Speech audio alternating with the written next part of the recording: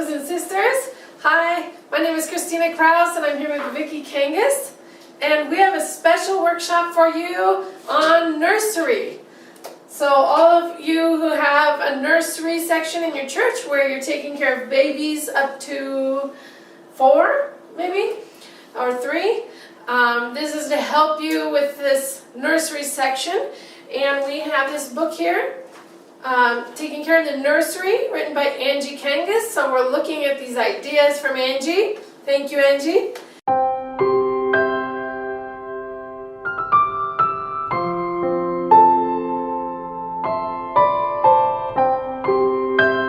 And Vicki is going to be here helping present this workshop. Thank you, Vicki. Thank you, Christy. And thank you, Angie, for writing this. She is so knowledgeable and trained in this department. Although I have training in teaching, it didn't cover that age group. So we're talking early preschool.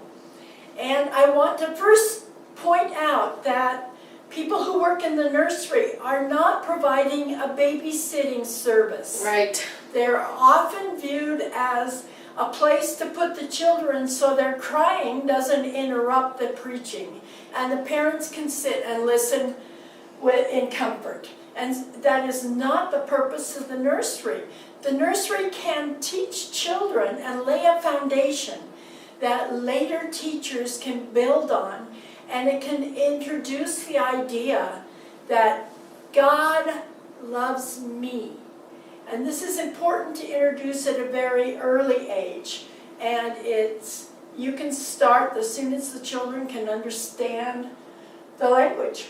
Very good. So the first thing that the director, I'm going to be teaching all about the responsibilities of the director for the nursery department in your church. That's nice too. Just remember, it's the director, not necessarily a workshop exactly for the teachers, although they can get a lot of ideas from this workshop. But for you as a director, how can you make a good nursery department? True. The first responsibility in the first section I'm going to cover is all about safety. Very good. So we got some Safety things over is here. very, very important. The first thing that we have to do is record each child's name and a number so that you can contact their parents. Should an accident occur or anything happen, you need to have name tags. Will you hand me a name tag? These are very simple ones that you can get so that you can put you may not be able to see it, but it has the child's name and a number. You can pick any number. You're going to put that on the front like a person. No. In the nursery, it goes on the back. Oh! Because you know the children will pick at it and they'll be peeling it off. Yes. And then it'll go in their mouth. So for the nursery worker, it goes on the student's back. On the back. Like I'm doing to Christy. And then I will have a number here it could be a phone number for mom who's in the service, so I can call her. Or it could be, you can make up a number. This is child number 1. And you give the same piece of paper, a little slip with the number to the parent. So when they come back to pick up the child, the 2 numbers match. And it's important that you are aware that in some situations, there are people who are not allowed to pick up the child.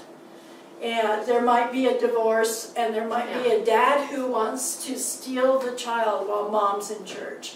So you have to be aware of who has that piece of paper, and it matches with the child so they can pick them up. Now, I've also seen in churches where they're not sticky, disposable, but they're like laminated permanent cards. Yes. So, and they just use like safety pins to attach them. So that might be a little bit more economic because you do it once and you wouldn't have to throw it away every time. That's true.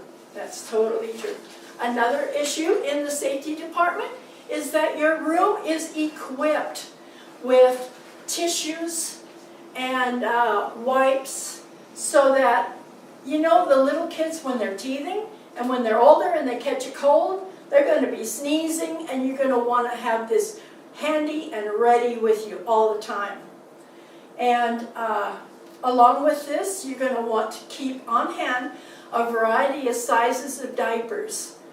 The parents, when they drop the children off and head to church, sometimes leave a diaper bag for you that you can also put the name on, or they don't. But you don't want a pooey, smelly, messy child playing with the other children in the room, and you don't want to hand them back to the parent, because something like that stuck on skin for an hour can make the skin so sore. Perhaps the parents don't want to come back to your church because it's hurt their child to be put in your nursery. So you have to be prepared with disposable diapers in lots of different sizes. And I know many churches also have kind of a large size outfit that's a unisex on hand for a spillover that goes into the clothing, so that you can put the clothing in a bag and send it home, and you've got something there to dress the child in so they can enjoy their time in the nursery. These are really handy, not absolutely necessary. Soap, water, and bleach will do the same thing, but this is great because with disinfectant towelette, you can clean off tabletops, you can clean off chairs, you can clean off the toys that the children have put in their mouth and put their hands all over and gotten all dirty. This is the superintendent of the nursery, of the children's department, to do weekly. The children need to come into a clean nursery room every single time they come. And you also have to watch out for children with sicknesses. Mm-hmm. You don't want kids in your nursery that have colds and flus. When they're teething, it's going to look like they have a cold, but they don't. And so you can be sensitive about it, but you don't want every child in your nursery to go home sick because they spent an hour with one sick child. So you need to be alert to that and figure out how you're going to kindly tell the parent they can't drop that child off this week. And I know that's difficult. That's difficult, but the spread of sicknesses in the nursery can be just devastating. So you have to be very careful about that they're not with the other children. You also have to watch out for small toys, because they can stick them up their nose, they can swallow them. You can have disasters in your nursery, so you have to clear the room of anything dangerous. Including if they bring their little toy. Yes, you need a shelf. If they have a diaper bag with a name on it, you can put it there and put it out of reach, or you can just put it up high, because they will, if they're breakable, another child might break the toy or tear it apart and swallow a piece, and that can be devastating. Another danger in many nurseries are electric cords. I've got one here, and you use them for lights or sound equipment. You might have it on a tape player, but the cord that dangles down, a small child will crawl over to that and pull it, and they'll pull something down on their head.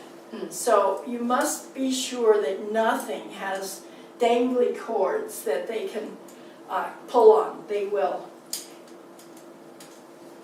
One other thing that's not mentioned in the book, but in my experiences, you need to be alert to children that are in a stage of biting, because you don't want the children to be crying and going home and telling mom and dad that they were bit in your nursery because nobody was watching close enough. Right.